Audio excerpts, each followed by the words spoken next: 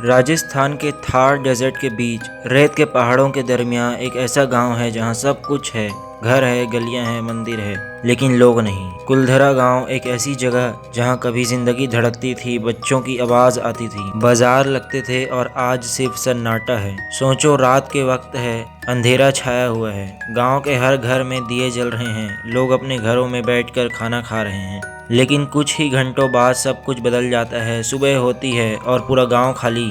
एक भी इंसान नहीं, एक भी आवाज नहीं, जैसे ये जगह कभी बसी ही नहीं थी। कुलधरा गांव को 13वीं शताब्दी में पलीवाल ब्राह्मण्स ने बसाया था। ये लोग अपनी इंटेलिजेंस और एडवांस्ड इरिगेशन सिस्टम के लिए जाने जाते थे।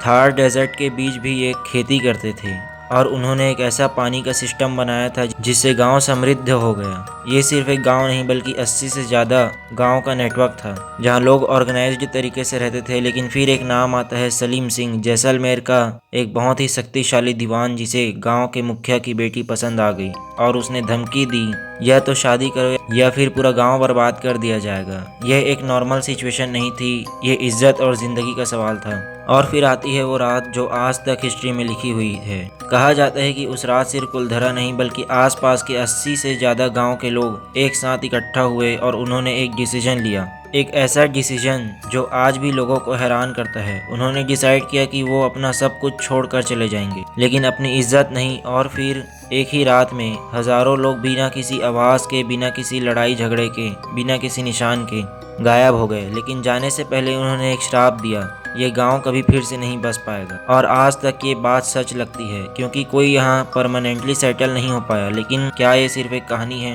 अगर आप ऐसे ही रियल मिस्ट्रीज और हिडन ट्रूथ जानना चाहते हैं तो वीडियो को लाइक करें और चैनल को सब्सक्राइब, क्योंकि अब जो आने वाला है वो और भी ज़्यादा शॉकिंग है। हिस्ट्री के कुछ एक्सपर्ट्स कहते हैं कि ये सब एक मिथ हो सकता है। उनके हिसाब से पानी की कमी, ड्रॉट और इकोनॉमिक प्रॉब्लम्स की वजह से लोग धीरे धीरे यहाँ से माइग्रेट हो गए।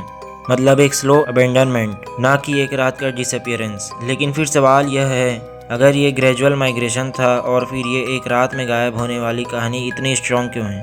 और सबसे बड़ी बात, आज भी कुलधरा में रात के एक्सपीरियंस नॉर्मल नहीं होते।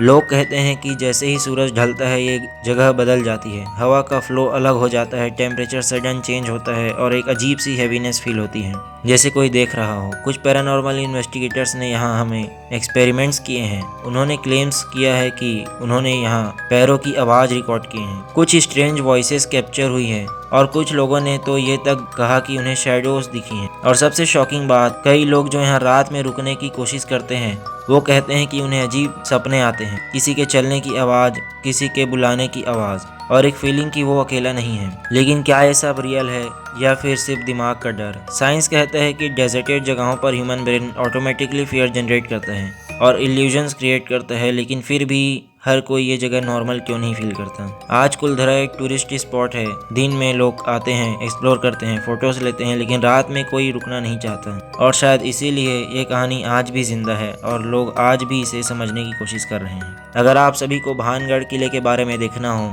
तो मेरे पिछले वीडियो को देख सकते हैं। वीडियो पसंद आया हो तो वीडियो को लाइक करें, चैनल को सब्सक्राइब। मिलते हैं अगले वीडियो में। धन्यवाद।